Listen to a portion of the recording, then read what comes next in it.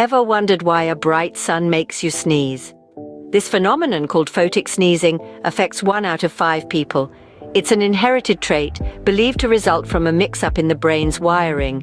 Light signals sent to the brain's optic nerve cross paths with the trigeminal nerve, which triggers sneezes. So when your eyes catch that sun, your brain gets a sneeze signal. Fascinating, isn't it? Remember, it's not harmful, just a quirk of nature. So next time you sneeze at the sun, smile. You're part of a unique group who've got their wires delightfully crossed.